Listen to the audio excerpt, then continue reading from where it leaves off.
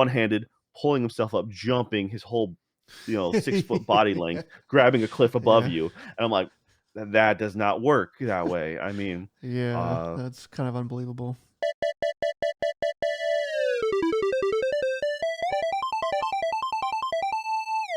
hello and welcome to another Dead Pixel.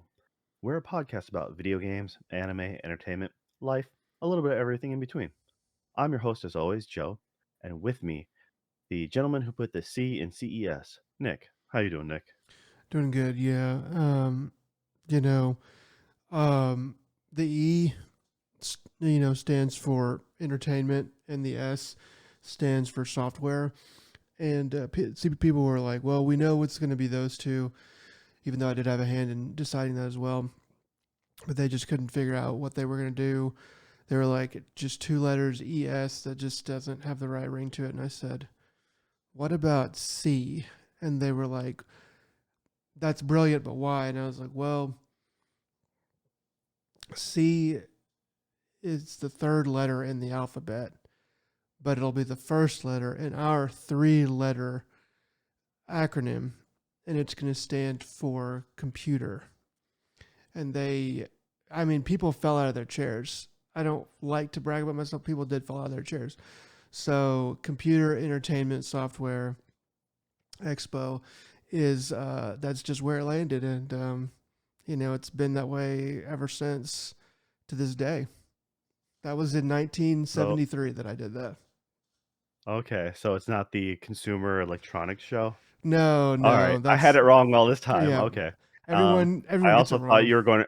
Don't worry about it. Yeah. I also thought you were going to go with third letter in the alphabet, third letter in my name. Nick with a hard C. As everyone calls you. So Yeah, yeah, Nick with the hearts.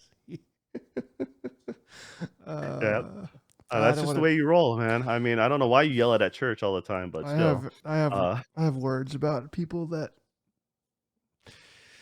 go by things other than NICK, but to each their own. To each their own.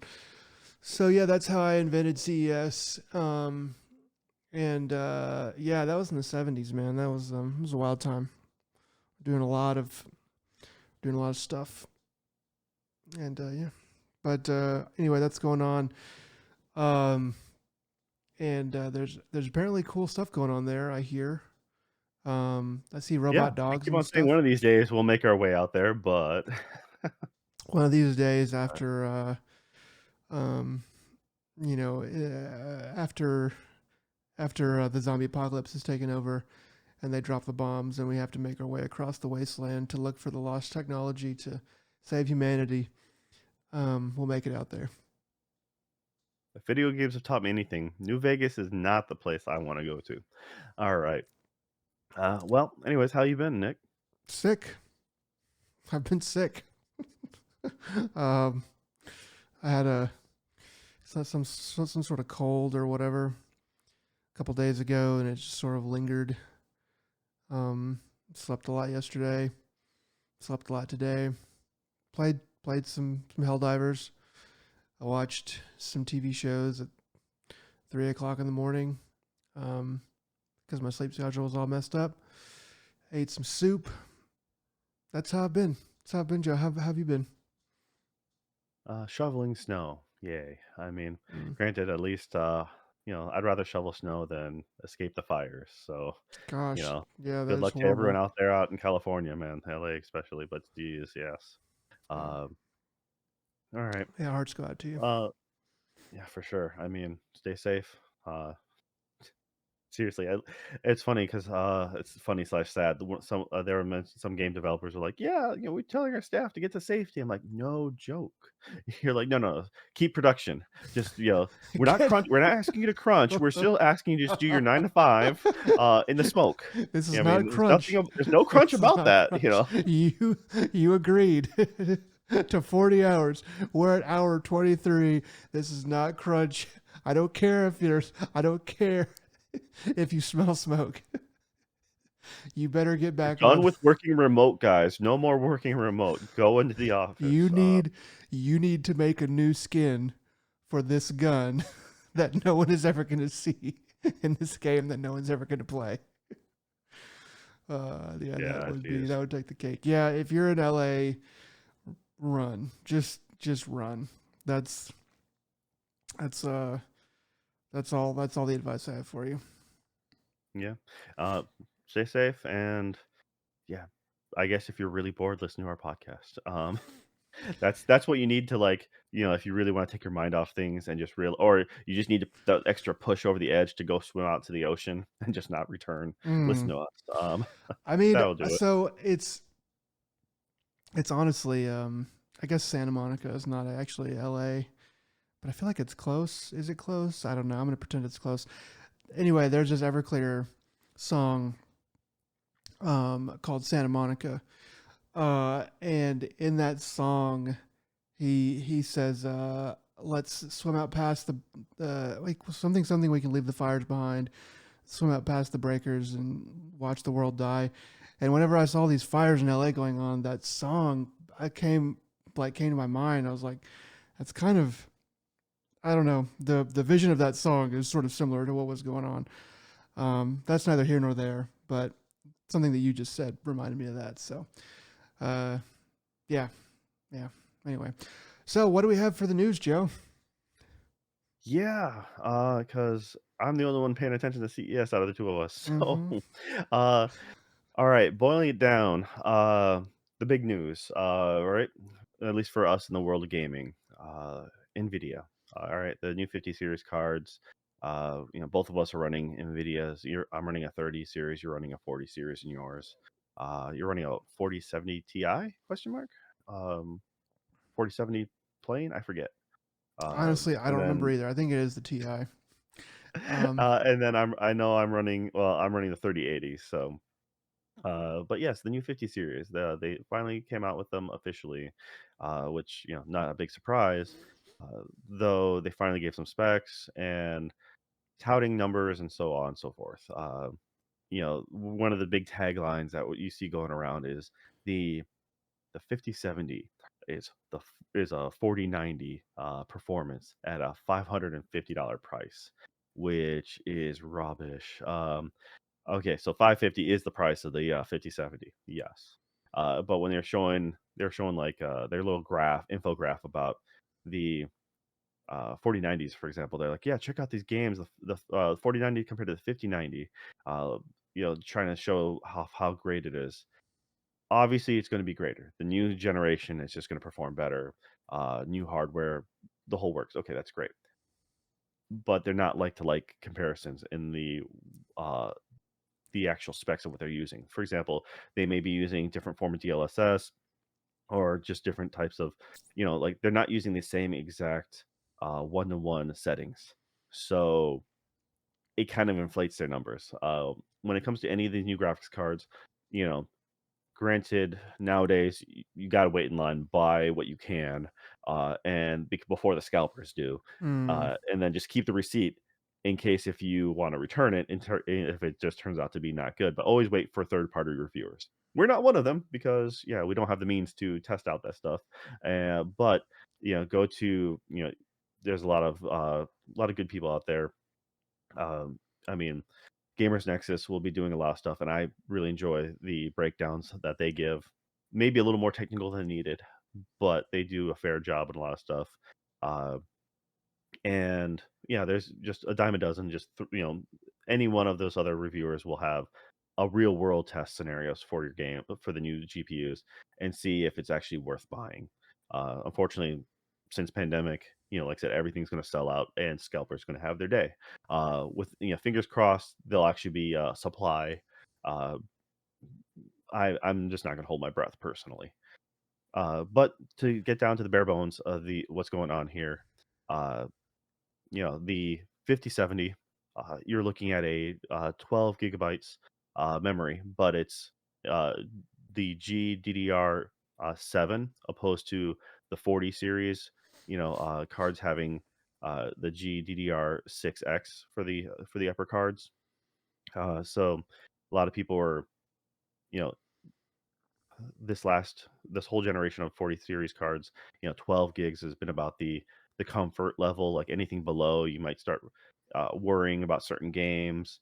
But 12 gigs or above, you're still good on almost everything. But because it's the new memory for this DDR7 opposed to 6X, it's supposed to provide you more. Now, once again, this is all new, so we're not really sure exactly how it's going to pan out. Um, but the 12 should be okay. Now, it's going to be. I'm not going to bother mentioning the CUDA cores because that isn't really a great metric Mm. to gauge. I mean, it's a bigger number. Bigger numbers or like it's there to it's kind of a false indicator. Um, but essentially, what you need to know is the 5070 12 gigabytes GDDR7. You're looking at 250 watts at $550. So not the greatest, but I mean it's kind of what you've come to expect. Um, and hopefully, when the reviews come out, you'll see whether or not it's really worth how much bang for the buck it is. The 5070 Ti, you're looking at 16 gigabytes GDDR7 memory, and you're looking at uh, the 300 watt power at 750, and then 5080. The 5080 is going to be 16 gigabytes as well, though instead of being memory speed of 28 like the 5070 Ti, it's going to be 30 gigabytes. Um, so it's a little bit faster, and you're looking at 360 watts, so another 60 watts of power at $1,000. $999. Now the 1590, the flagship. Um, you're going from the 5080's 16 gigabytes to uh, a whopping 32 gigabytes of GDDR7. That's pretty great. For the bump, you're getting double, which is always looks great. But you're also going from 360 watts of power draw from the 5080 to 575 watts. So Mm. that's insane. How much that equates to real world draw, who knows? I said tests will have to be run, and the price goes from it follows the memory actually. So double the memory, double the price. So going from 999 to 1,999. Yeah. That's really expensive, especially when you're comparing it to the 4090. The 4090 currently, according to uh, Nvidia's page, is $1,600. So that's $400 more for their flagship. Um, and currently it's 24 gigabytes uh GDDR6X. So I mean, you are still getting uh more memory and a better quality memory, or the newest memory, I should say, not better quality, but the newest. Uh so for a new price. Yeah, everything's going up for price. It kind of stinks. Um How I long honestly ago don't think did the 40 series come out? Was it like 2 years a ago? little over 2 years ago. Okay. Yeah, 2 years ago last October. So the the 5080, 5090, always the high end cards always usually come out first. And then all the people who have the mad fervor go after it, and then the more budget conscious people, those always come out a little later. Mhm. And so currently it's slated for the 5080, 5090 for January 30th, and then I don't think it's been stated, but sometime in February is supposed to be the 7070 Ti. So Mhm. yeah, it's one of those things that I kind of was joke like we have a micro center about an hour out, and I'm like, do I want to bother even trying? I mean, you know, I have like a 50 series is 2 generations past my 30 series. So I'm like, that's not a bad jump. Uh, the biggest reason for me to want to upgrade is they're going to be offering, the whole DLSS 4 that's going to be in the new 50 series cards, and that's supposed to be being able to provide AI generated frames, and it's supposed to be just running higher frame rate, more stability. I don't need a 5090. That's for darn sure. I mean, if you're doing stuff on Blender or if you're doing a lot of, taxing stuff, I mean, that makes more sense. But for me, just the average gaming, uh, average workload, the 5080 is more, it's pretty much all I need, personally. I just kind of want to get one just to get one for uh, the FOMO of it all. I mean, Well, I uh, mean, at some point you've got to. At some point, you like the wise thing to do is to figure out the point at which you should like the card that you should get if you were going to get one, and then decide if you're going to get it when it comes out, or if you're going to maybe try to wait for some sort of sale, or if you're going to wait for the next series of cards.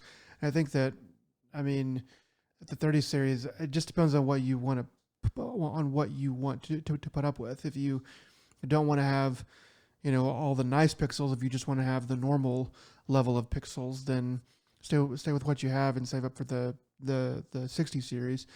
But if you are like, yeah, I kind of need to upgrade, then you may as well upgrade like as soon as it comes out, so that you have the maximum amount of time on that before the next series of cards comes out and makes you go like makes you like I mean, I'm just imagining like somebody with a 4090 looking at a 5070, and no, it's not as powerful, but for $500 it's pretty dang, it's pretty dang good compared to what they spent their money on. But I don't know, I guess if you're already buying the 90 series, then you're probably, you're not really worried about anything in life. You're just gonna get the next 90 whenever it comes out. yeah, So it's a if bragging piece for sure. If it's legit, if you're not working day to day with it, I mean, if it's just for gaming, then it's just a showpiece. Yeah. But when it comes to just playing games, I'm positive that my 30 series card, my 3080 will still be just fine for most average settings. Like it's still pretty good on most stuff, like on higher quality settings. No, I'm not maxing stuff out, but it still looks good enough. Yeah. And what's more important, what I'll probably get a better visual is if I spent that like $1,500 on getting one of the new OLED gaming monitors or something like that. Mm, Something with a higher refresh rate. Because they're upgrade in coming out. different way. Yeah. Yeah, those 240 OLED, 32-inch monitor or something like that. That would be a better decision, I think, as far as spending my money wise. And then later on, getting a mid level, either we'll see how the cards pan out, but maybe a 5070 Ti or maybe a 5080, and then Yeah. the only reason why I would say jump on it now is because it's going to be, who knows how readily available these cards will be. I Mm, mean, I bought myself a pre-built because that was the only way to get myself a 3080 at the time, because that was like, you know, sh- uh, should be better than pandemic and 2020. logistics. Yeah, but also bots have gotten better. So, we'll see. Yeah, well, I mean, Um, like we don't really have to deal with like all the coin mining and stuff like that, all the crypto mining quite as much. You never know. There could be say something. that, but there's gonna be brand like I said, with these new cards, you're gonna be able to mine more efficiently. Well, I mean, you never know if there's gonna be more mining, and AI is also taking a lot of GPU, capability as well. If you want to do stuff with serious stuff with AI, so if for some reason one of those chips falls, then yeah, we could be dealing with another shortage going on. I don't know. I think, I mean, this generation I'm almost certainly going to skip, but the 60 series, you know, I would hope that I will be prepared and for the 60 series and just go ahead and get a 6080 whenever that comes out, day one or whatever, and then kind of live on that every other generation sort of cadence uh, for as long as possible. Though I'm sure that things are going to change, in some way to make that not feasible at some point. But yeah, I think probably like every 4 years is like that's probably the sweet spot to me to be doing that. But yeah, these new cards, the the prospect of a 5070 being comparable in any way to a 4090, even if it's pretty erroneous and just sort of a hot headline. Um, the idea that it can approach being that good for 500 or 600 bucks is really enticing. That actually makes me feel pretty good. To be able to get that and then be able to run games pretty dang well. Probably do some Blender stuff, maybe not like heavy work in it, but do some stuff like that as well. Seems like a pretty good prospect overall. So I feel like you're being duped, with like with that headline, to be honest. But I think you're better off spending the extra.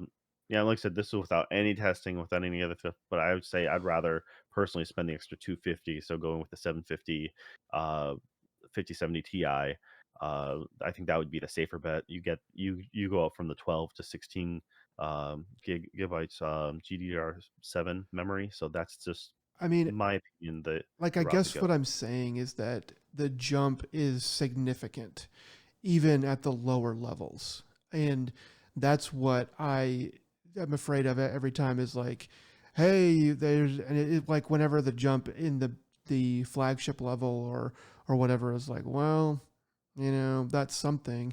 It's pretty deflating. So if it's at a lower level and it's still like, hey, this is a pretty good jump, and it's still 500 bucks or 600 bucks or 750 for the Ti, that is encouraging to me. See, what really comes in handy with the new 50 series cards is, like I said, the DLSS stuff. Because for me, I can run DLSS too. And with the 40 series cards, you had the 3 and the 3.5. I can run some stuff off 3.5, which is about the ray tracing, bounce lighting, and that's where a lot of the AI stuff really comes into, with just overall increasing the quality of they have some images of like Half-Life RT, like Half-Life 2, and then you can pan between, RT on and off, and it's a huge difference. It really is. So it's practically a new thing altogether. It's kind of like the idea of revamping or like remastering an old game into a new one, like, but like generations old. It looks that much different. So that's where I can see really the like I may be playing on my old thing and it plays just fine, but what I'm looking at is fundamentally a different game than what you're looking at. We're still playing the same thing, story wise, but what we're seeing is, just I'm watching in standard definition and you're watching in 4K essentially. Mm-hmm. So it's kind of like that. Maybe not to that. I may be oversimplifying uh, or exaggerating at the same time, but I think with the new cards, you're also going to get they're going to have whatever new extra functions to DLSS, the 4.2 or 4.5, when they start tacking on other things. And that'll only be available to the new 50 series cards that you won't be able to have. And I think, yes, skipping every other generation is a smart move. And so, but because we didn't even hit the ceiling mark of the 4090, like we didn't there was no games where like, dude, we you really need to start looking at 4090. If the game needed that, it was because it was poorly optimized. And it was just like it was a fundamental issue. So the 30 series cards should still be just fine. Uh Probably, I would say I could still play most games comfortably until the 6,000 series, as it were. But it's a matter of my personal rig. So when, if Yeah. I start upgrading my monitors, or I get a, and I want to start outputting at 4K consistently, stuff like that. But most of my monitors are still 1440p.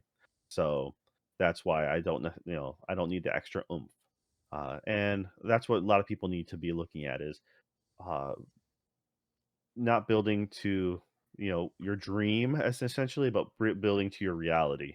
Because Oh don't yeah. overpay if you don't need to. Because like you know.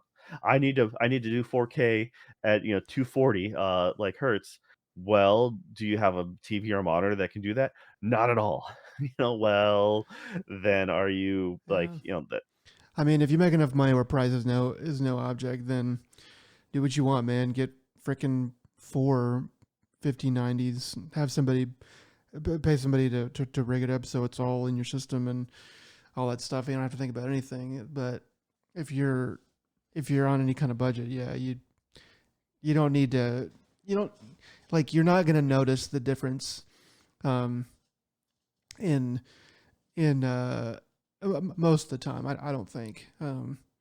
But then again, I've never been rich enough to have like one of the 90s, so maybe maybe there's some Twitch streamers that could tell me that it's the promised land and that you should do that. Just you know. Anyway. I mean, one of the things is you're looking at too is you're looking at there's a difference. You're looking at 16 gigs for the 5080 to compared to the 32 for the 5090. You're like, okay, great. There's a gap in between that maybe they can hopefully slot in the 5080 Ti in like a year or two down the road, like a year down the road, Mm-hmm. because that's what they've done in the past. Oh yeah, wait, but they didn't do that last year or last generation. They never did do a 5080 Ti. And you're like, well, there goes the theory of that, right?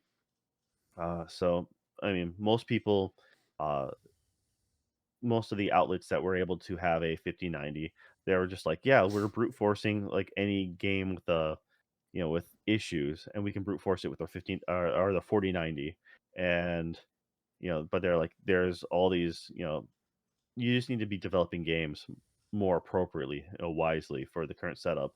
The thing is, we still are running the current generation of consoles as well, which a lot of these games come out for, and they're getting long in the tooth, but they're still until we get a new console generation, PS6s, the new Xboxes. Um, there's not a big demand, or you're gonna have you're gonna have the gulf between the lows and the highs are gonna be there. You can play the same game, whatever. I'm just gonna use the new Ghost of Yotei, right? Mm-hmm. It's gonna come out before the PS6, but even it'd have but it's coming out on console. So I mean, you're gonna have console settings, and you'll have a PC settings because they'll probably come out as well because a lot of Sony games first party are coming out on PC. So you're gonna have a really glossy, really cool RT looking, hopefully wonderful looking experience on the PC. But something tells me your PS5 and slash PS5 Pro are still gonna look amazing. Mm-hmm. You know, that game's still gonna be looking really good, which the average graphic cards can still handle. So you're not really missing out on the base experience, the core Mm-hmm. experience. You're just missing out of that, that the cream of the crop, and then that's what you're paying for, and that's who they're targeting. Uh, Nvidia and all those companies, they know what they're doing. Just like Sony's like, when they said our intended audience for the PS5 Pro is not the casual gamer. They're like they knew it was only for the hardcore fans, and they knew the PS5 Pro was specifically aiming for a select demographic. Mm-hmm. Um, and yes, there are noticeable improvements, like, on a lot of things, but it's not the big gulf difference that a lot of people were worried about because like, well, what happens if they start making games for the pro, like targeting only the pro? I'm like, that's just not going to happen. I mean, it's not a we're not worried about Switch results, like how a basic game should be running fine on Switch, and no, it doesn't. It just runs like garbage because the Switch is forever old now at this point. What, 6 going on 7 years old or something like that? Um, 2017. So yeah, yeah. 7 years old. Uh, so yeah, that's she kind of explains like why we're not having to worry about that. All right, well, that's it for that. I mean, yay, 50 cards coming out. Those are always, it's just exciting times, and just to see what cool technology comes from it. Uh, I mean, Cyberpunk's going to look just that much more beautiful, and uh, if you are free on, available on the 30th, maybe hit up your local box store and camp out or something. Uh, you know, convince your boss to take off of work or something. But hey, uh, Bring your Don't need it. lawn chair and piss bag and camp out. Yeah, I mean, that's the other thing is I'm in the Midwest, up north. I'm like, "Dude, camping out in this season? Nah, dog." I'm like, pull up a sleeping bag and then just tie it to like that just it's just not convenient. It's Maybe if I was pre- down in your balmy, like, 60-degree Texas. I mean, yeah, it's you could very well sleep outside right now. I mean, it's not like you could do it in like shorts and a t-shirt and like a single sheet, but it's the 40s, you know. It's like 40s here at night, so that's pretty campable, all things considered. It's not even. I mean, it's not even really rainy right now, so yeah, I think I will go camp out. Just to buy it, just to show, just like, "Look what I got," and, like, I don't even need it. I'm just gonna then you should break I'm it just on, scout. It's like break it. Oh gosh, I'm not Tosh Point oh. Oh man, that was uh yikes. alright, so then I don't know. There's a lot of just small news that we really didn't feel that coming from CES that wasn't necessarily worth talking about in a lot of ways. Like a lot of Nintendo Switch 2 images and so forth. I'm like, okay, a lot of third parties just showing like their designs. Nintendo came out with a statement saying, nothing's official. Uh, all right, still holding their breath, or Nick's holding his breath. I stopped caring about Switch 2. Uh, I'll wait. Honestly, I'll be happy when it comes out. just so you can stop hearing about it. It's, Yeah. All right. And then there's the other interesting stuff is Sony are they talking about officially making movies for Horizon, Zero Dawn, and Helldivers. They're supposed to be in the works, and that's really neat. I think Horizon's a interesting one. Uh, Helldivers is just a give me.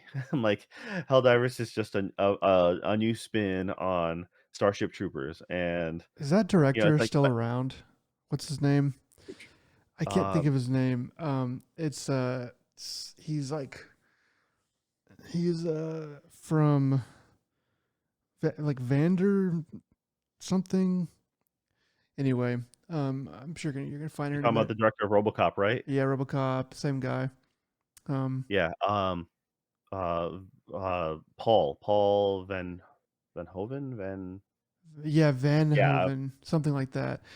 Anyway, they should get him to do it. I mean, I know he'll probably We, he would put too much stuff that they don't want in it. Um, but that's what they're doing. I mean, that's what they're making fun of is, or that's what they're trying to do is make fun of the same stuff that Starship Troopers was trying to make fun of. Um, so yeah, I would love for him to be involved in it, but yeah. So I guess let's just stick with the Helldivers thing. Yeah, I think it'll be. I think Helldivers will be pretty good, um, because there's no characters in Helldivers. It's just you with a mask on. So I mean, depending on how they want to approach it, they can create their own story, their own characters, and try to make and try to make us like that or whatever. So they have a little more leeway, I think. As far as whatever else happens, that it needs to be comedic, right? I mean, it's got to be action, obviously, tons and tons of action, and probably some fairly serious action, like a little more serious than like Deadpool, but there's also got to be plenty of comedy in it too. I just don't know how that's really so going you're to saying look. to get Ryan Reynolds to play in Helldivers as Deadpool, so you can have the I've reason why he can come back after he gets murdered. I've had All right, enough there you go. Ryan Reynolds for now. I've had enough Ryan Reynolds for now. But yeah, maybe like a Chris Pratt as like a background character that gets like blown in half. That'd be pretty funny. But yeah, I mean, there's like got to be comedy in it, right? Is it? I just wonder how they're gonna play it. Is it gonna be played for I think you do laughs? it like a game. I think the over the top propaganda, played straight. That's the way to do it. But that's just soup. That's just Starship Troopers. Um, Which is really funny because the original Starship Troopers, like, the source material is not like that. That's what's great about it. It's just, like, the actual, like, I forget who wrote it now. It's not Asimov, is it? But the original mm, Starship Troopers was the birth of the exosuit, like, the mm, bodysuit, like, power armor kinda thing. Uh, and it was really good, like, I read it back in high school, and it's wildly different, and, it's a neat the director, Verhoeven, is Paul I had to Verhoeven. look Yeah, it up. you're right. Yeah, I had to look it up because it was bothering me. So, the, he's very good at satire, and that's, kind of what he did great, and that's what makes, RoboCop also really great because it does the whole, you know, There's so many good scenes. Go ahead. Sorry. yeah. No, but for sure, and, so it's kind of this is just gonna be like an homage to it in a lot of ways. I mean, I don't know. It's one of those things that like I'm just curious how they're gonna do it. I think they can do it well. I think it's honestly they should. It'd almost be best if they did it as a quick 90-minute movie. They're not going to, but I think that'd be great to have it in as just a tight 90. 90 Uh, minutes would be perfect. 90, maybe maybe like a buck 45 or something like that. That would be about right to me to have a movie like that. 2 hours, or if they tried to make it really epic or something, that's just going to make it worse. You want I think you want comedy time frame, even if you don't have it be fully just a comedy. Um, and it also can't be too much of a comedy. I don't know how they're going to do it, man. I feel like I feel like they really are going to have to go get Paul Verhoeven's blessing on it somehow. They're going to have to get him involved somehow. I don't even know what they would do, but I'm curious about it. The switching over to the Horizon one, um, yeah, that's a cool world. I I wonder how they would want to do it. I wonder if they would just want to go after what happened in the game, or if they would want to use some sort of adjacent characters or something, or do like an adjacent story or something. I don't know, or maybe like a prequel or something. I don't know, but that's definitely a cool world. Of the two, that world is the more unique one, uh, and that one would have better potential to be serious and to be franchisable to me. But you never know how things are going to end up playing out. But yeah, I'd be excited to see either one. I am afraid that they will. I think that the Horizon one they can't mess up. Like they could mess it up, but they can't allow themselves to mess it up. The Helldivers one, they could screw that up or whatever, and it would still be fine because like the point of it might be to be silly or something like that. There's more leeway on that one. The Horizon one, I think they need to, whatever they end up doing, they need to probably put their A team on it more so. well, you can kind of see the horizon like being planned well in advance. I mean, when you think about it, uh, you have they just recently came out with the Horizon Zero Dawn remaster that came out was it last October. So that just came out. They just released the Lego Horizon game. So technically, we have Horizon on the Switch, uh, and that's a good way to introduce kids into the franchise. Uh, if you make it a PG-13 movie where you have like robot dinosaurs, that's gonna sell. Mm-hmm. Uh, the story is actually really solid in Horizon. My only fear is they're gonna milk this one movie out, the story arc into like multiple, because like they like so many franchises like to do, Well, yeah, and but that's what they want. They want to make everything into a franchise. So they're making the movie because they want to actually make 3 or 6 or 9 movies. You know, so long as you have different stories, I mean, you can do Forbidden West, that's fine. But I'm just saying, I don't want Horizon Zero Dawn to be split into two films I because you know, just need but to. what I'm afraid is that that Zero Dawn is too big of a story. That any of the games, either of the games, is too big of a story for one movie, and that they will split it. And that's kind of why I'm like, well, maybe they'll decide to go a different route, same characters but just a different story or something like that. But I mean, like the worst thing that can happen, I guess, that is likely to happen, probably the most likely, is the way that they did Uncharted, where it's just like, this sort of. I didn't see it. It looked terrible. It And wasn't bad. I mean, it wasn't. It was just okay. I mean, it was better than Prince of Persia, okay. and I never saw the Assassin's Creed movie. So but from like everything I've heard, they were just like they weren't. They were all like fives across the board. Yeah. Uh, I would say Uncharted for me was probably like a six. Okay. I can see some people thinking it was better, but knowing the franchise, I mean, See, this like I feel is like that one had the hardest hill to climb because it's like it's kind of just Indiana Jones, and there's really not anything spectacular about it, even coming from that point of view. So it was like, why are we really making this? Whereas Horizon and Helldivers have built-in spectacle. They have spectacle built into the story.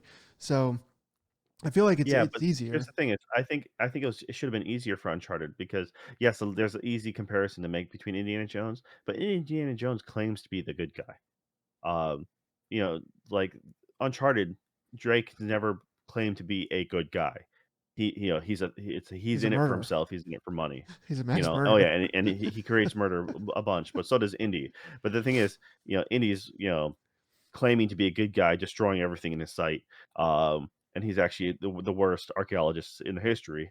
Uh, but that's what Indy is. I mean, while Nathan Drake is just like, yeah, well, stuff happens. I'm going to destroy stuff. Now, the biggest hurdle for them to clear was the fact that originally, uh, Mark Wahlberg was cast as Nathan Drake, and then it was in production hell for so long that they're like, He aged out. "Well, you're closer to Sully, so we're gonna cast you as the old man mentor, but you're not that old, so we're gonna have to age everyone down because it also works with uh, Tom Holland because he doesn't look mature enough to play the age appropriate Nathan Drake, so we're gonna have to make him younger too. Yeah, it was a weird juggling act on that one. But once again, it was just okay. It wasn't nothing special. Uh, Play the game for more excitement. But Yeah, I'm just I can see someone who just eats popcorn and just watches it. That's fine. Now it's the budget behind uh the CG and all making all the dinosaurs and like I think yeah. that's going to be crazy. I agree that the story is too much for well you run this with all video games. I mean, you have to do something like a miniseries like The Last of Us. Uh when it comes to if you boil it down just to the story events and you cut out a lot of the smaller battles or like some of the set pieces, like you can cut out kind of wafts altogether. I can see you making a streamlined Horizon story. Mm, Uh Now, is it going to be satisfying? That's that's the tricky part. So yeah, it's interesting. We'll see how they do. Yeah, because I feel like if you do it right, you can do like the pacing of like Jurassic Park. right. Where you have those moments of slowness where it's just like the majestic expanse of it all. You can't just you'll have some really unique pieces of seeing like you know uh the tall neck or whatever the essentially the giant giraffe The long neck, dinosaur thing. the Yeah, brontosaurus. I can remember well, it's the tower you climb to unlock the map in the Ubisoft Mm. game. So, Oh, I I see. mean, it's an awesome thing when you're playing the game because like this thing is like huge, but you don't want to just see her climbing. I mean, or doing something ridiculous video game physics where I'm just gonna do a pull up and then do the Nathan Drake does. That's the problem with him in video games. He's like one handed pulling himself up, jumping his whole 6 foot body length, grabbing a cliff above Yeah. you, and I'm like, that does not work that way. I mean, Yeah, uh, that's kind of unbelievable. so yes, I mean, I don't know. I really want the story to Horizon because I actually am a big fan of Horizon Zero Dawn. Mhm. I like the gameplay. I really like the story, uh, and it's just yeah. It unfortunately just came out with Breath of the Wild and just got buried like right Mm. before Breath of the Wild. So that was just there's bad timing all around. And no, alright, so that's it for the 2 live action movies, but there's also another entertainment property coming out, and that's Ghost of Tsushima. They're making an anime out of it, uh, and that's the right thing to do. Make a series out of it, you have plenty of story to go into it. Now, they don't say anything about it, chances are it's a series. Didn't say if it's, like, just gonna be a feature film, which would be really weird if it was just a feature film, but Well, well, this kind you of can do a sheds lot with the lights. anime. This kind of sheds light on the pitch that Sony made to buy Kadokawa. Um, After I heard about this Ghost of Tsushima anime being in the works, I was like, oh, okay. So they ended up with just a closer partnership with Kadokawa, which is probably all they really needed, But when you think about it, they have a lot of properties that are anime or anime adjacent, um, that they could, use their ties with an anime studio like that, especially a massive one like that, to really streamline how much anime they're putting out and stuff like that. Yeah, I think that Ghost of Tsushima as an anime will be pretty cool. Of the three things that we just talked about, I have the most confidence in this actually working out. Um, yeah, it should be good. I just wonder if it's going to have to do with specifically the the game, kind of going back to the Horizon talk, or if it's going to be something separate or same but different. I don't know. I mean, well, it's the thing is they have was it Aniplex and A1 Pictures, so Mm. Sony doesn't actually need anything with Kadokawa to make this happen. They have competent crew, so I'm not really too worried. Yeah. Sony can do this in house. I think it depends on who else is going to be working on it, but I mean, you have was it didn't they work on Oh, shoot, I'm trying to remember. They worked on some major anime just recently. I mean, they have their fingers on a lot of pies, essentially. But Okay. like Demon Slayer is somewhat associated with them, isn't it? So I thought it was. Maybe I'm wrong. And they have that looking amazing. Certain scenes and stuff like that look great. I So don't know if there's a different way, but I think it's pronounced the UFO table. It's like UFO table. Um, is the studio that does Demon Slayer, and yeah, they're really good at animating. But yeah, maybe it's related in some other way. I'm not sure how they're all connected. yeah, yeah, most definitely. I think it's an easy. This is the easiest property to hit it out of the park. Just don't do was it not a was it Ninja? Shoot, was it Ninja Kamui? I was gonna say Ninja Slayer. Oh, Yeah, no, Ninja Kamui. Just don't pull one of them, and we're fine. Keep the yikes! CG out, like the grotesque CG. The hard And CG. uh, but yeah, all right then. That's just the core, the things that spoke out to me really. Um, and yeah, CES is still going on. There might still be some stuff coming out, and if anything really does pop, we'll mention it next week. All right, so I guess now to what we've been playing. Uh, I actually ended up playing a few things. Uh, so I had it for a while. I just hadn't really got around to it. But I played an older game called Sayonara Wild Hearts. Hmm. This has been on pretty much, I think, all the major platforms. I ended up playing it on the Switch. Uh, Now, this game is uh very stylish. And it's it's closer to like a music rhythm based game. The best way to say it is it's like a glorified music video. I guess I heard a lot of good things about it. I remember getting lots of like, roughly like 8s out of 10s from a lot of like outlet type things Kind of a critical or like the darling, overall right? story. Yeah. So uh, so I came into it with at least that much knowledge. I actually didn't, and it's all based on kind of the music it plays around with, and it does a lot of fun visual stuff. That's all I knew. Uh, I'm gonna just come out right and say this right off the bat. I think it's a 6 out of 10.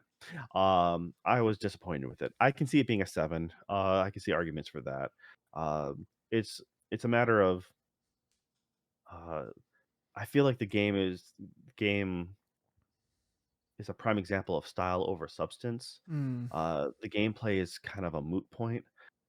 It's It kinda does lanes, essentially. It's like you collect objects through through the game, through the map, and you're on a rail system, so you're just constantly going straight through the level, as things are happening, and you just kinda move yourself, from left to right on the screen. Uh, Everything is super it looks great, and some of the music's hit and miss, but if you like the music, then, this is where I can see people going, "Yeah, dude, t with the visuals and the stylization, and if you like the music, this is totally I can see an 8, no problem." And you can ignore the fact that the actual gameplay is lacking, because all you do is you're kinda just moving from left to right, collecting things, and I wish it was a traditional music rhythm game, uh, like almost like a Guitar Hero where you had those dedicated lanes where you can, hop between because sometimes you're like on a motorcycle and you're riding and you're like, oh yeah, so the map is turning, you're going down the streets, and all of a sudden camera whips left, and all of a sudden you're like, you have a the whole point of the game is based it's on scores. So when you end it, you have like a bronze, silver, gold. Uh, and it's meant to be replayed and it's meant to be memorized. So you know exactly where those, the coins are to collect to get the high score. And I'm like, no, dog, I can't be bothered with it. It's not that entertaining. It's like a fun, fresh playthrough. And you're like, yeah, check out this. But then they sacrifice the actual gameplay for the key visual. Like, hey, we're gonna do this cool stunt. So you're gonna whip this camera around. You can't actually see what's coming, and by the time you do, it's too late. So you kind of have to almost know what's in front of you if you want to get the high score. mm, Um, the actual there's like boss battles at certain occasionally. Uh, they're a cakewalk. I mean, it's just like unless if they screw you, and then there's because something will happen, you'll turn a corner, and then there's a bus, and so then you're like, oh, so I have to get like and it reloaded me right beforehand. So it reloaded me, and I kept on getting hit, boom, boom, boom, like a couple times. And it's like after it reloaded, like, do you want to restart and lower difficulty? The one thing I'll give them props is that when they asked me that was, I was like, you can say yes, no, never show this again. Like that's the way to do it. okay. Um, because it was just like it's just that loading, that one spot where that checkpoint reloaded. I'm like, that is a crappy spot for a checkpoint. But it was also I was trying to collect something. I was trying to collect a weird MacGuffin between, and I'm like, all right. I feel like it's like the definition of an ADD game, ADHD game. It's Mm, just so many things happening on screen, flashing off, a lot of cool concepts, but no real anything. That's why it's like because it's lacking that substance, and it does just a terrible job explaining what to do, um, and what comes next. So like, uh, it'll just have something on screen and you're like, "Okay," and then you realize, "Oh, this is I'm supposed to jump. I'm supposed to jump at this spot. Alright, great." But then, you'll get messed up and you're like, "Oh, I guess I'm supposed to hit this button to attack." But then, so from then there on, you're supposed to memorize every time this icon appears, that means jump. Every time that icon appears, that means to hit to an do an attack. There's no explanation of it. There's no, like, basic tutorial. It's just, you fail.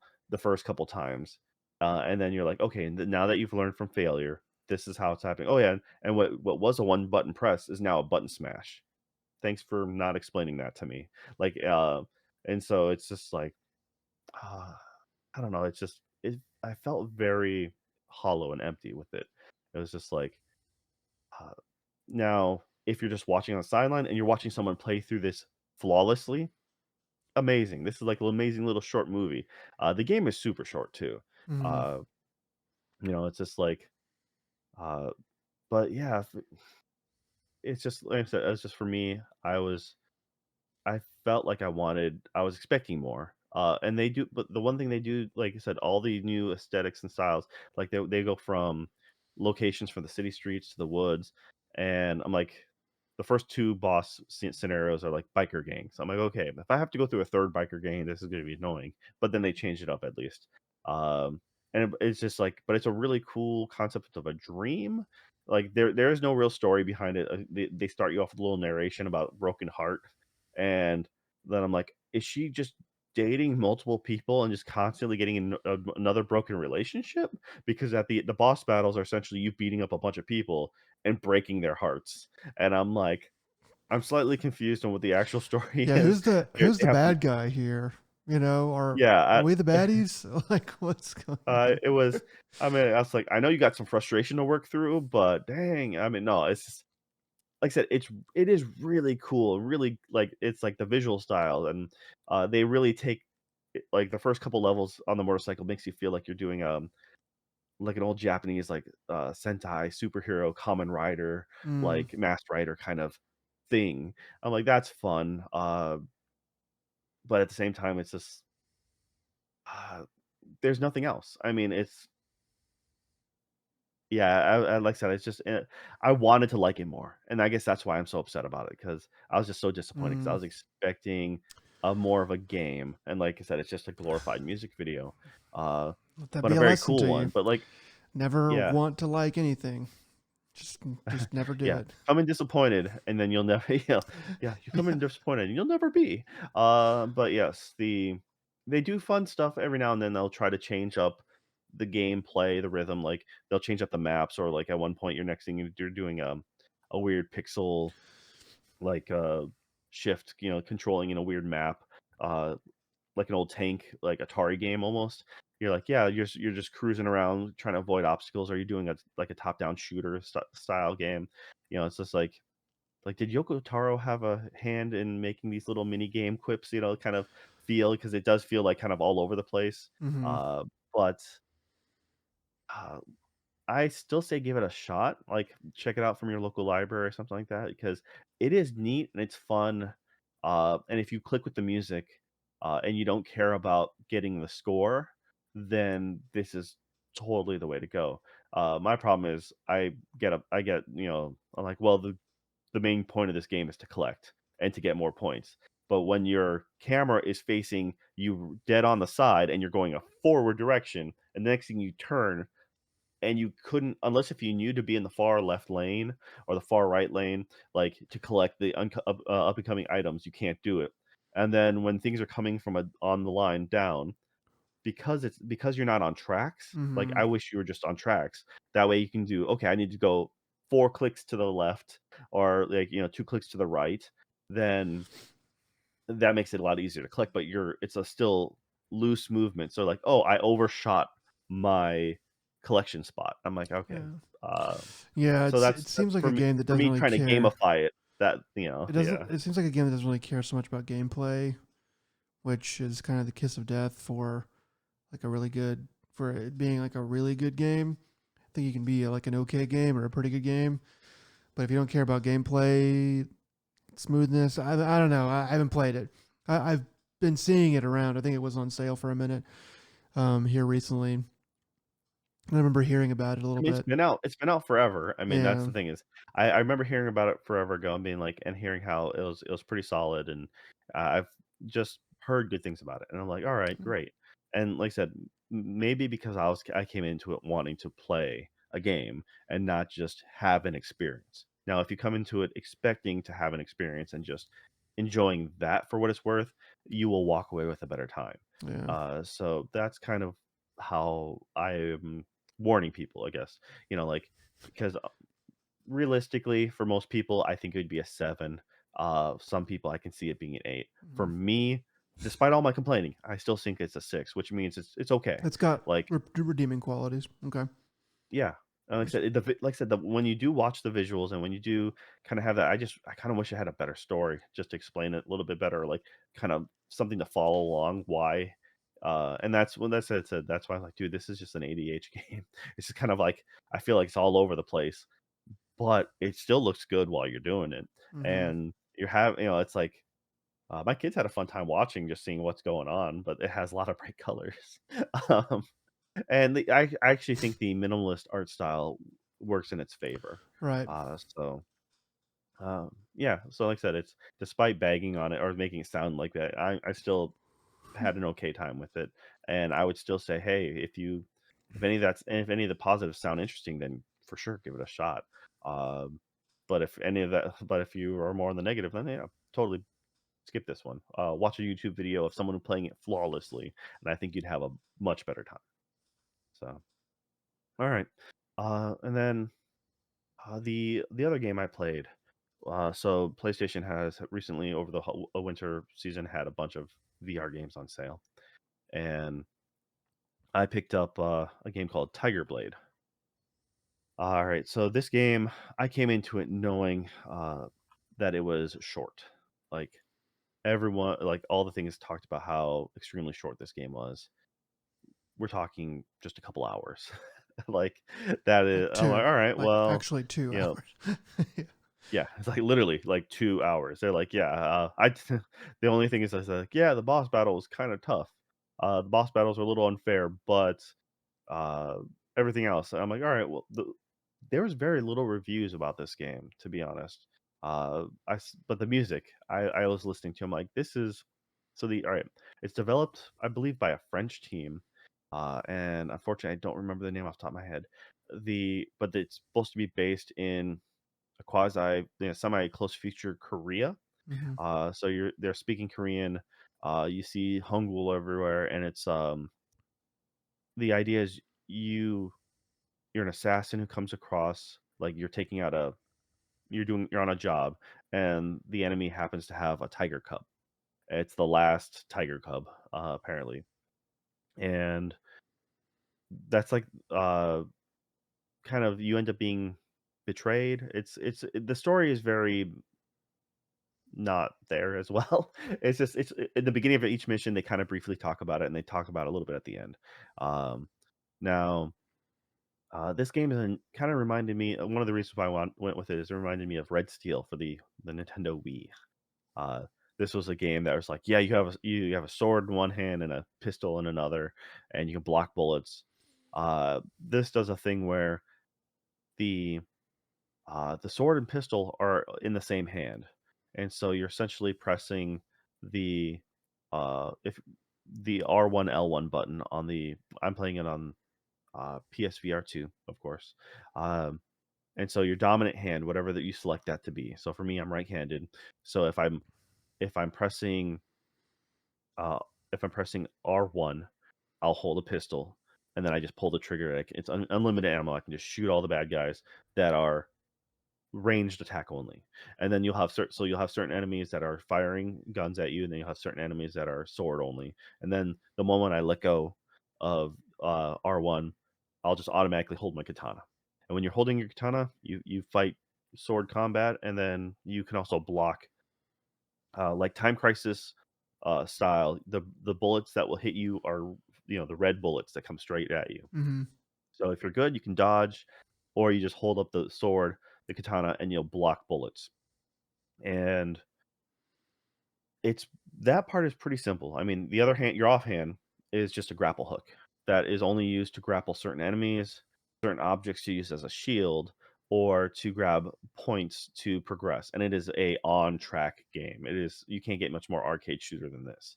So you're either killing people and automatically moving forward, or then you get to a point where you have to grapple and hook shot your way to the next point where you're killing more people. It's just a shooting gallery. Uh, yeah, it's a very simple game. It's pretty fun actually. Uh, the music is probably the key point to this, though. Mm. It's like I actually personally like it a lot more than I expected, but it's the best way to explain it, it's like a Korean hip hop is probably the best way. So less K-pop and more. I don't know. For the mainstream, I think it'd be closer to was it KDA's Pop Star from League of Legends. Kind of that's the most pop. That's more poppy than a lot of these. A lot of these are a little more um have a little more hip hop vibe to it. And I'm like, yeah, it's a pretty decent soundtrack for what you're playing through. Feels like feels like It gives you a few. it's like trap house Mhm. beats kind of going. Yeah, it's just like, yeah, it's and it provides a nice rhythm to the flow to the game, and because it's so short, uh, the only like I said, the only real problem I had with the game, like difficulty wise, was I mean the checkpoints are this is also not just like Sayonara Wild Hearts. This is a game meant to kind of be replayed. Mm-hmm. You're kind of meant to memorize because the enemies come out in the same pattern. So unfortunately, if you get low on health and if you replay the level, it can just like Time Crisis, you know exactly where the enemies are going to pop out from every time. Uh, which in this case, I wasn't willing to replay Sayonara Wild Hearts, but I am willing to replay this because it reminds me of Time Crisis, and that's more my nostalgic sense Okay. because it's an old arcadey shooter, and then it's I don't know, it's a simple little game, not too difficult.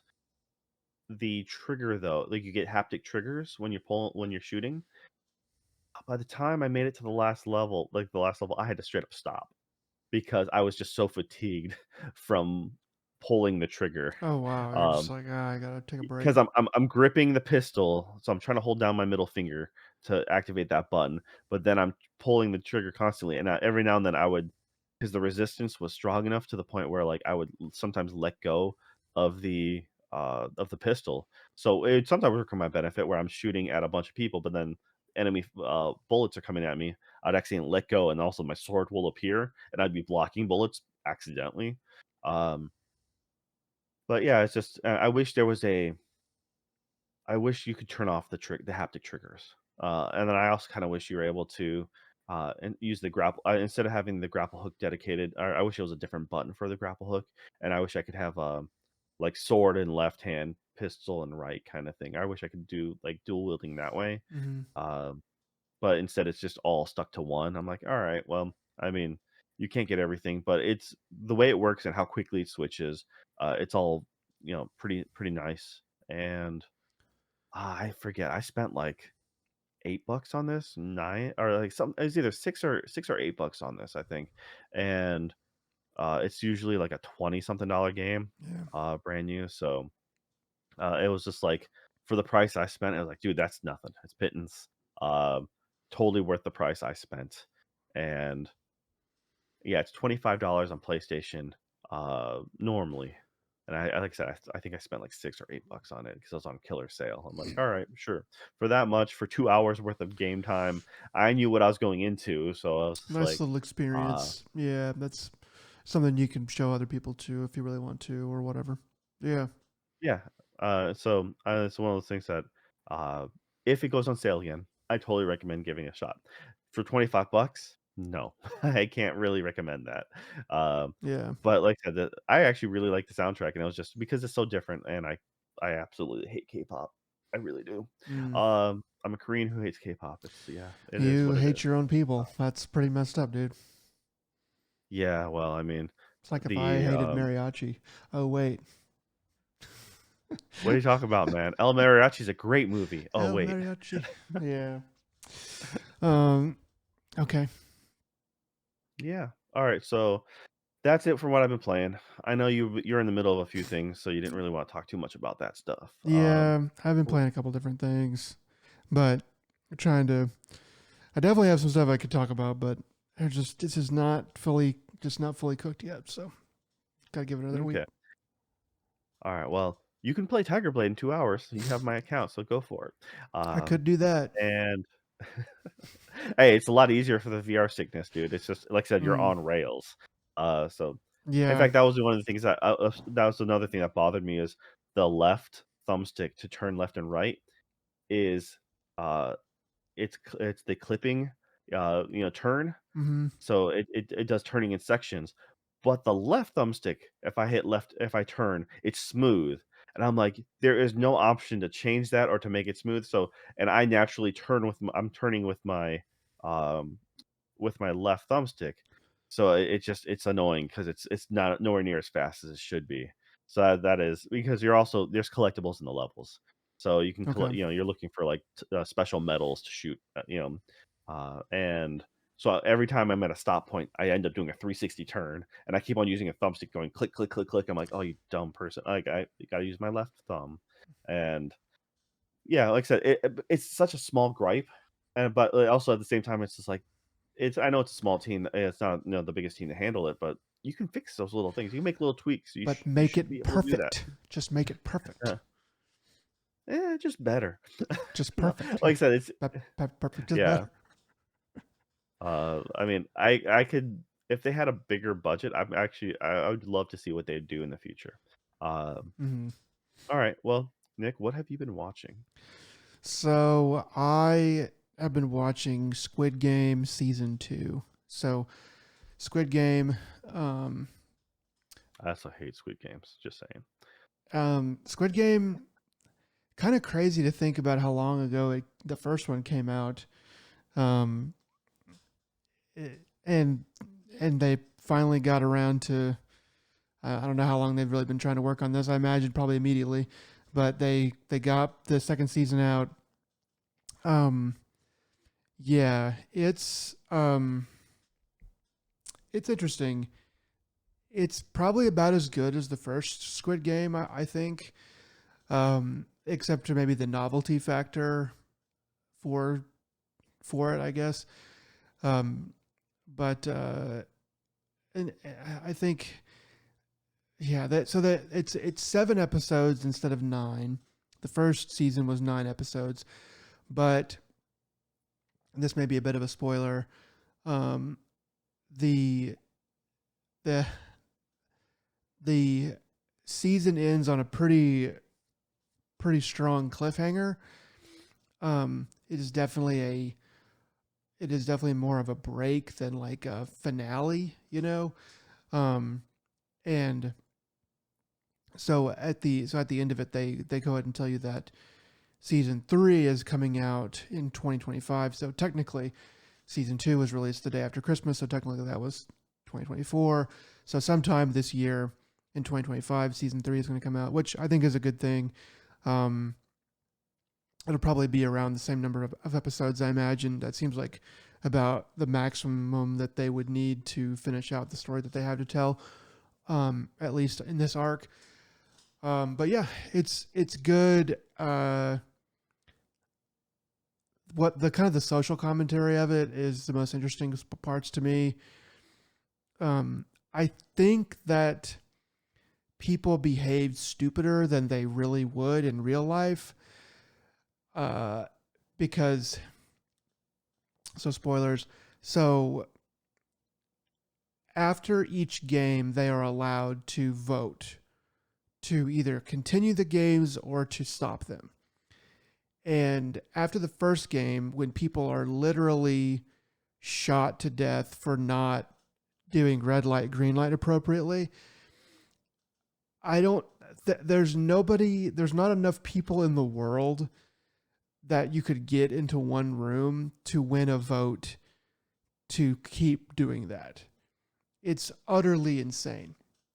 So that's sort of the part where I kind of go that I mean we were talking about Starship Troopers, where I go sort of it's a mocking society sort of thing that they're going for. Um, and if I think about it that way, I'm able to kind of deal with it a bit more. But yeah, so those kind of things um, are what make it more interesting, and the way that they get people to turn on each other and play against each other is um is pretty interesting. Um, overall, though, it is pretty much just as good, I thought, as the first season. I'd probably have to go back and watch that first season again to really say that for sure. But I didn't feel like there was a big drop in quality or anything. And I thought the new characters that were introduced are all pretty good, um, too. So that wasn't bad. But yeah, it was good. I was enthralled and entertained, and I am looking forward to season 3 coming out. Because whenever season 2 came out, I was like, yeah, I guess I'll get around to watching it, and I probably waited a week or more to start watching it. But after I got into it, I was like, yeah, I forgot how how this show works and kind of the rhythm of it. And it got me back more into it. So I'm hoping that season 3 will come out. Hopefully not a full year from now. Hopefully it's like the summer at the earliest, so that I still kind of remember what was going on and have the urge to go ahead and watch it, like right away. But I think the next season of Stranger Things is coming out this summer, so they probably have to steer clear of that. Um, yeah, I don't know. But anyway, it was good. It was fun. I enjoyed it. Yeah. All right. According to this, it's there was a leak, and it looks like it's supposed to be June 27, 2025. Okay. Uh, Nice. whether Yeah. or not they keep that date is a different story, but that's at least what the leak had said. Yeah. I know they're The like calling information everything a here. leak now, but I'm like, how big of a deal is it that that got out? I mean, Well, the joke, like one of the jokes years ago for the games industry was like, yes, it was leaked because if it has a headline leaked, it's actually better publicity than just announcing something. gets more clicks. So Yeah. Yeah. yeah, So for but now every time I see the word leaked, I'm like, okay, so they just announced that because it. I mean, sure there are leaks and stuff like that, but it's some of this stuff. I'm like, that's just trying to get me to click. It doesn't matter anyway. Okay, yeah, I heard that it had leaked, but I thought it was just that it was coming out sometime this year. So the leak is the actual day and date or whatever. So, um, June. You said June what? I think June 27th is what I said. Okay, okay. So into No longer on June. that page anymore. Okay, So that's good. That's about what I had in mind. So I'll be looking out for that. all right, yeah, and just because I was curious, so September 2021 is when the first one came out, first season. So Wow. So more than 3 years. Wow. Yeah. yeah, I mean, if you think about it, it was the right time and place for it during pandemic and everything like Oh, that, and dude. Yeah. so I remember being the only one who just like in around the area of my like office who just didn't care. But then again, I was just like, this feels like a few other anime stories that I've or manga that I've come across. Yeah. I So mean, if it you've was been one of in the those things death that, game, if you've been in the death game scene for a while, it is sort of like, ho hum, and that's whatever. the thing is, just like battle royale stuff. It's like the first thing you get exposed to generally becomes your most favorite if it's solid, and so everything else you then automatically compare. So it's like, okay, this is kind of a knockoff or to this, and that's why for me it didn't stick with me as much. I mean, did you like this? Do you like Squid Games more than that? Was that Wonderland Netflix show or Alice whatever? in Borderland. Borderland. There you go. Yes. Yeah, I think it's more approachable. I think it probably is better overall. I did like Alice in Borderland. I thought that Alice in Borderland um, had a little bit more fluff, had a little bit more filler in it. Um, I think the story just wasn't as tight, but it was more sprawling. They had to do more things. They had to go more. There was just kind of more sort of going on that wasn't actually filler, but that sort of made it feel like that.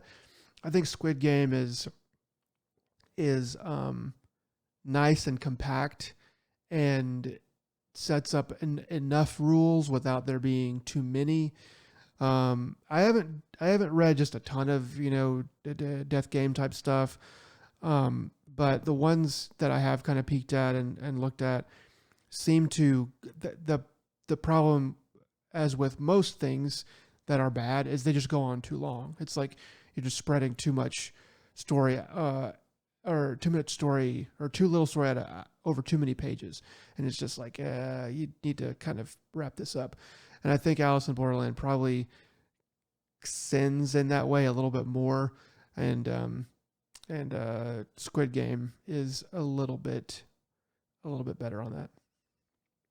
Yeah, I remember the only part that I really liked about the Alice in Borderlands was like the beginning, but I was like some of the locations they were at. I'm like I was more curious to how they were able to film if they were filming on location and like legit, or was it like how much of it was CG'd up.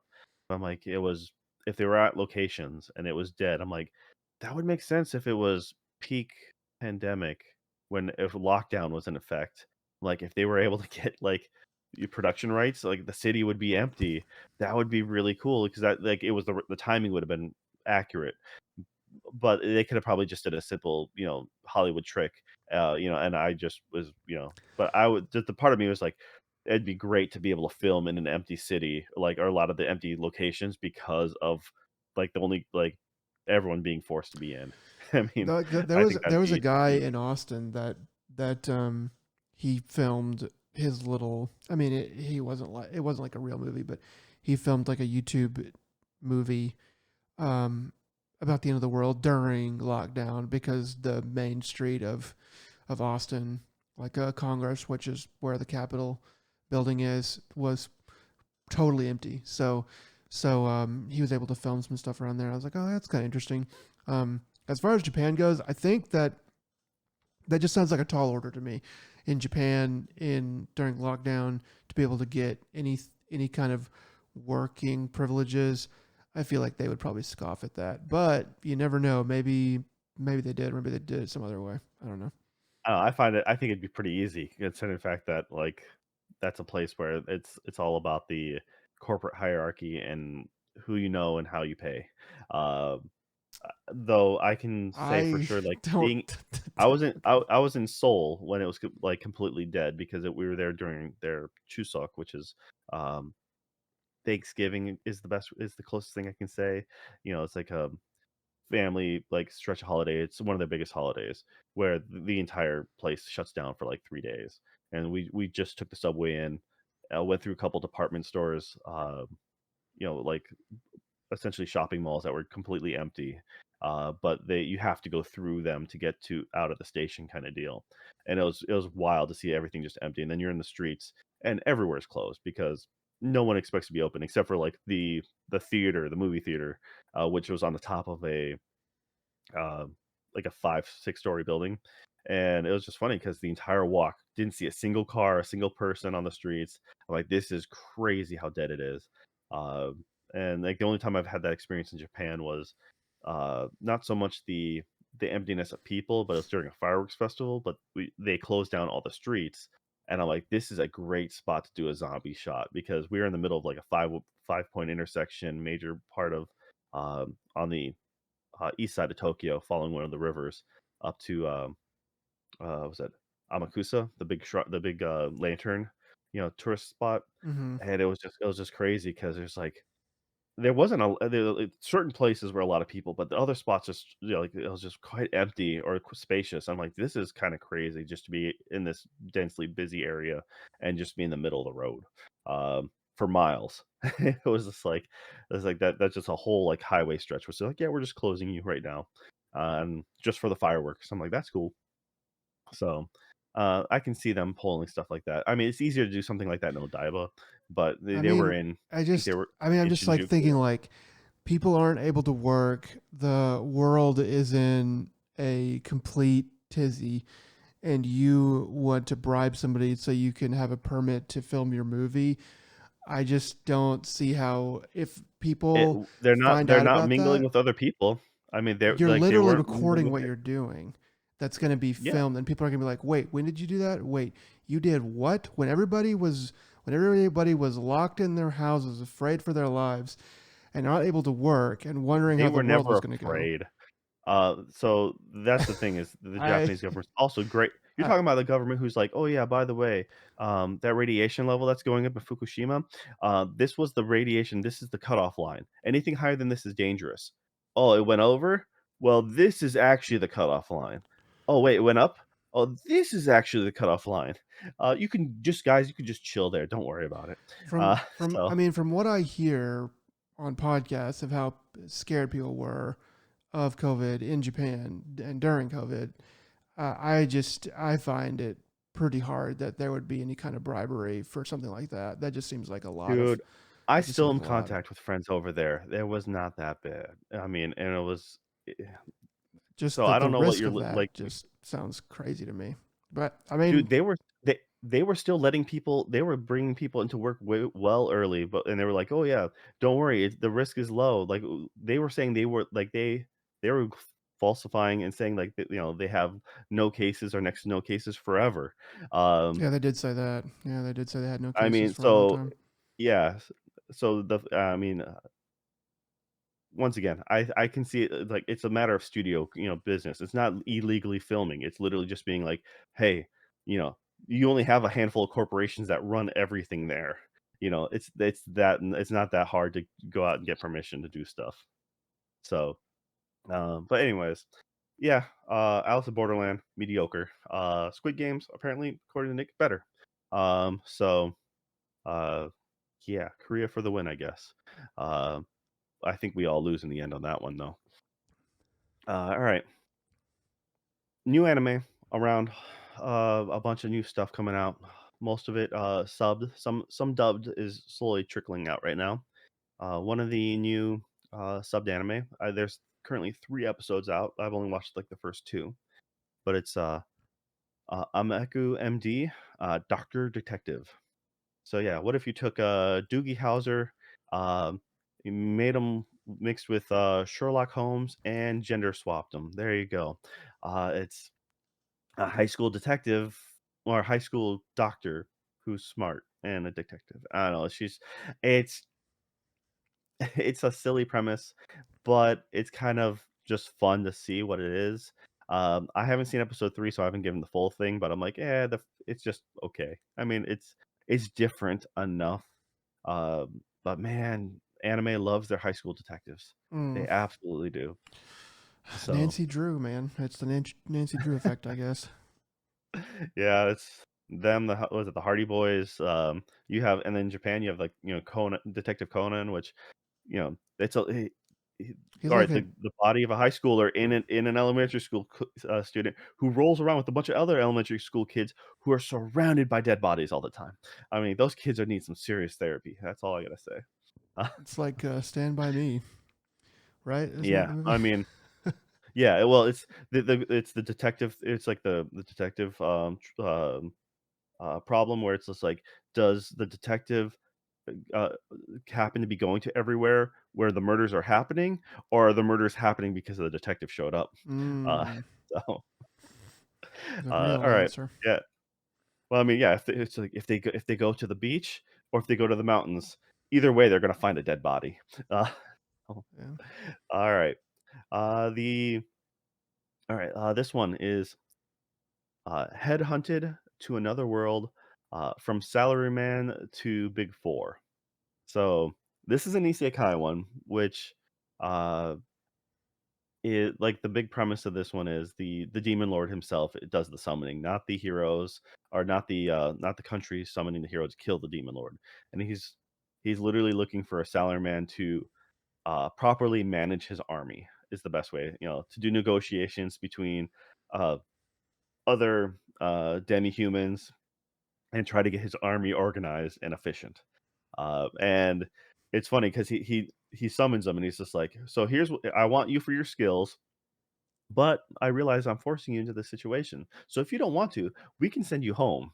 And he's just like, and the dude's pretty much just like, "Wait, he's showing me with a model. He's a Japanese businessman who's worked for black companies, and who's been shafted by getting sent to third like other like he's like, we don't want you in Japan with our company. We're going to send you to our problem factory facilities all over the world. Mm, And once you start to fix that, we're going to then shaft you and throw you to another facility to work on that place, and underappreciated."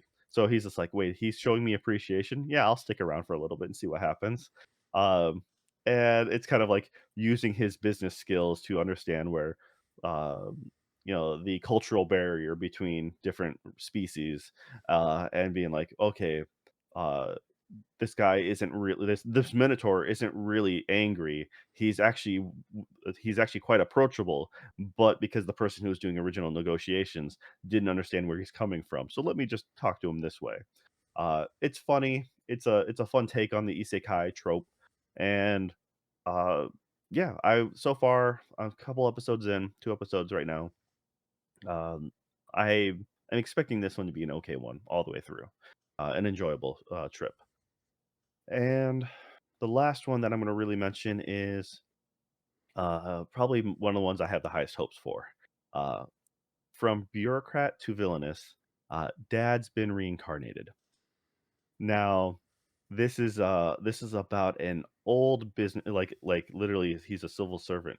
He's an old man, bald, has the comb over, and he gets isekai'd because he pushed a kid out from Truck-kun. Mm. Truck-kun claims another one. He robbed that kid of And his isekaiism. Okay. so well, he gets stuck into his daughter's otome game. So, Mm. he knows it's his daughter's otome game because his daughter, who I'm guessing is in her 20s maybe, but she's playing this otome game, being the, a dating sim for ladies. So you're a main female romancing a bunch of guys, and she plays it blatantly in his living room, and he calls her out on it. He's like, "That's pretty brazen of you to play it in the living room." She's like, "I am your kid after all." Like, so apparently mom and dad are both, nerds as well, Mm. like, but then he's like, "Who's that?" She's like, "Oh, this is the hoity, Villainous." And he's like, "Oh, she has like the blonde, drills, the curly hair." He goes, that's a staple of all villainesses and ever since like the 70s." And he starts naming off all these old anime. But instead of mid name, he since they don't want to get in trouble, Mm. he'll literally beep out. He starts beeping out the names. So it was pretty funny. It was just like, and she goes, "I have no idea what any of those things you just said were because they were so old." Um, so yeah, he knows what he's in. He knows that he's playing this villainous. Um, and it's a fun take on it is the best way I say it. And it has probably one of the most shocking slash strange ending theme song, like the visual credits at the end. It's just like out of left field. Uh, if I recommend watching this, I like it a lot. Watch it, and then once the credits, the whole credit sequence, there's going to be another little stinger thing at the end. So just don't stop at the credits. Go ahead and watch it all the way through. Mm. Uh, this one's unique. It's funny. It has a lot of potential. I honestly think this is gonna be a really good one. And I've only, like, 1 episode in, so I'm coming into this pretty hopeful. Yeah, Nice. that's it. Sounds good. Sounds pretty good. Sounds funny at least. Yeah, I like I said, it's a it does enough stuff, good twist on it, and I don't wanna spoil too much, but essentially, like, he thinks like the old businessman he is, but he does have her memories. So, and when he does, like, tries to be polite, he does Japanese businessman etiquette. Mm-hmm. But because of his like, he calls it his elegant cheat skill, if he bows to someone as a Japanese and he's being formal and polite, the body automatically translates it into the prim and proper way of a high noble woman would curtsy and Mm. greet someone. So A little bit it's of kinda like a translation work fun going on workaround. there. Okay. Okay. Yeah. But yeah, go ahead and give that a shot. I'm kinda curious what your take on that is. And yeah, like I said, everything's still happening really early. There's only a few. I'm really afraid of this season, actually, to be honest. There's a lot of mundane anime. There really is. It's just a lot of things that were just. I'm waiting for the 3 episode bump for a lot of them just to get a real good grasp because they just seem like a lot of mediocrity all around, uh, both visually and just story wise. So we'll see. I mean, all right. If you made it to the end, thank you guys. This has been ADP episode 109. And Nick, what are the words of wisdom you have for the folks out there today? Make sure to always, um, calculate how much money you have before you name your expo. If you don't have a lot of money, you're going to want to do probably less than three um, letters in the acronym. If you do have a lot of money, then three is appropriate. But yeah, so just keep that in mind. See, I think it has to be the other way around, right? If you're rich, you can afford the shorter one because if you because just like when you get the domain name, if you get a short acronym domain, those are super expensive. But when you get the web domain for a longer one, then it's No, domains are different. Acronyms, you want them to be three letters or like seven, where they spell out like a full word. But that's like Marvel Shield, like that's just stupid. You want three letters, and those are. I mean, it's not like like ET. That's sure. There's ones like that. ET phone home. I get it, but those are rare. Those were all eaten up in the 80s and 70s. So you have to go for three now. And I don't make the rules. I'm just telling you what all right. conventional wisdom. Well, I'm gonna say is I don't know what the conventions or what the expo is gonna be, but I'm just gonna name mine Nick, but with the big C. All right. On that note, guys, have yourself a good night. Until next Bye. time, take it easy. Bye.